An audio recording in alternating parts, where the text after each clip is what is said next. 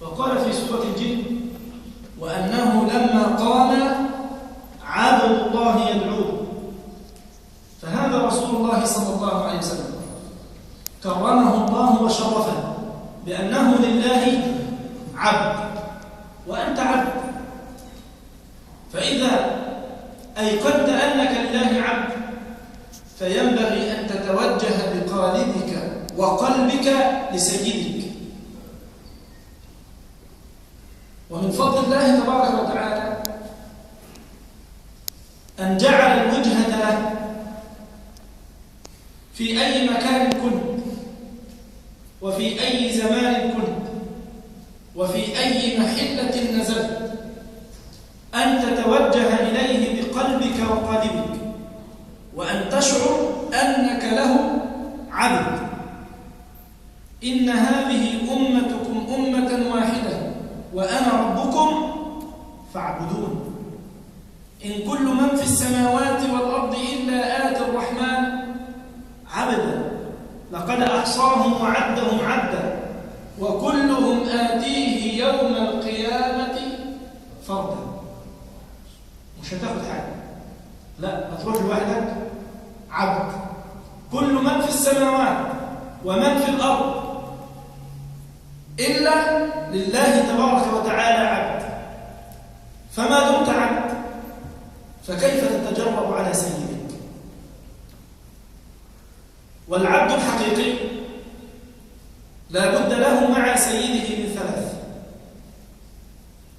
أولا سرعة التنفيذ،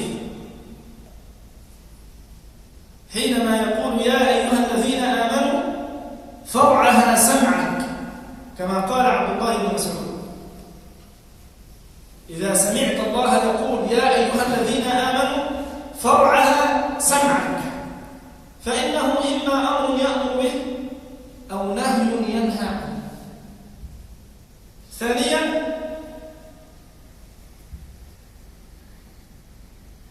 ألا تعترض، ما تقولش لا، لأن احنا اتفقنا ان انت ايه؟ والعبد ما يعترضش على سيده، ينفذ بس. سرعة التنفيذ، ما يعترضش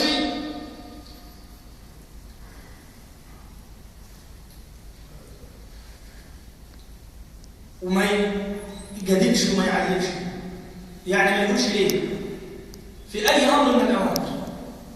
ولو ضربنا مثلا لما أحدنا يذهب إلى الحج أو العمرة يطوف بالكعبة، والكعبة ما هي إلا إيه؟ أحجار، حجارة، ويطوف حواليه. ما تقولش أنا بطوف ليه؟ سيدنا إبراهيم وسيدنا إسماعيل عمل كده، بس أنت لا إبراهيم ولا إسماعيل، لكننا احنا إيه؟ عبيد له، فنفعل ما يقول دون تبرير أو تعديل. ما تقولش أنا بطوف ليه؟ ولما بتمسك حجر وترجم به حجر، إيه العلة؟ لا، لأن إحنا عبيد. ما تقولش إيه العلة. ولما بتسعى بين حجر وحجر اوعى تقول لي بسعى ليه؟ لا، لأن إحنا عبيد، وما دمنا لله عبيد فينبغي أن نتوجه إليه بالقلب والقالب. قل إن صلاتي ونسكي ومحياي ومماتي لمن؟ لله، لأنه هو السيد، لأنه هو الكبير، لأنه هو العظيم، لأنه هو الرب، لأنه هو الخالق، لأنه هو الرازق، لأنه هو القيوم، لأنه هو الجبار، لأنه هو المعطي، لأنه هو المعنى.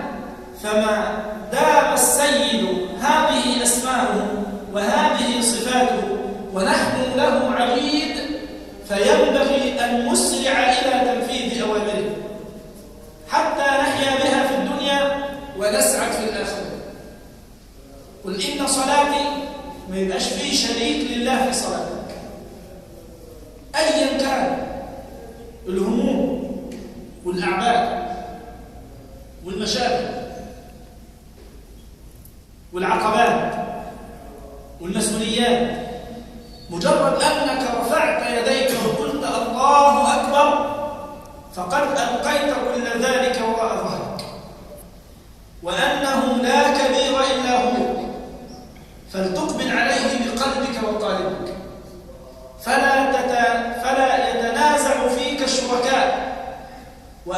تكون لله عبدا في صلاتك.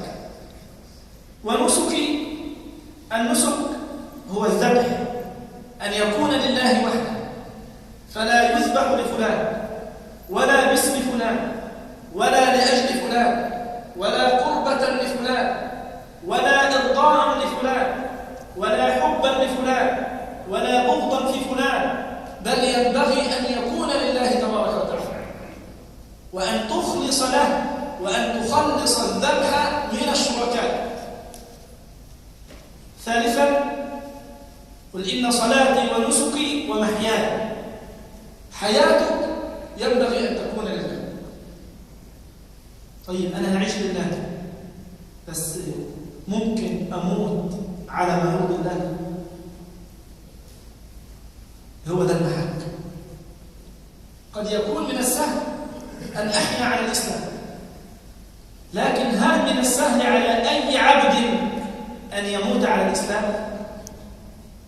لا، فيصل كبير جدا.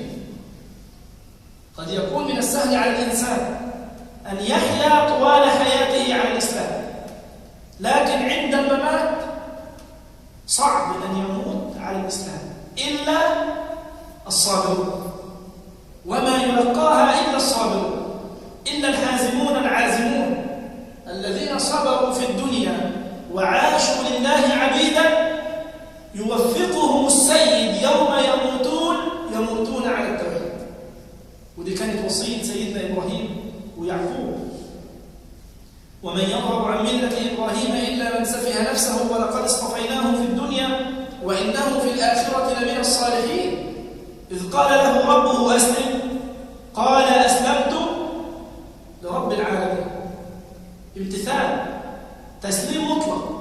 ووصى بها إبراهيم بنيه ويعقوب: يا بني إن الله اصطفى لكم الدين فلا تموتن إلا وأنتم مسلمون. اوعى تموت إلا وأنت مسلم، وتوصي ابنك بالوصية دي، وتوصي زوجتك بالوصية دي، وتوصي من تحب بهذه الوصية، وتعرف الناس بهذه الوصية.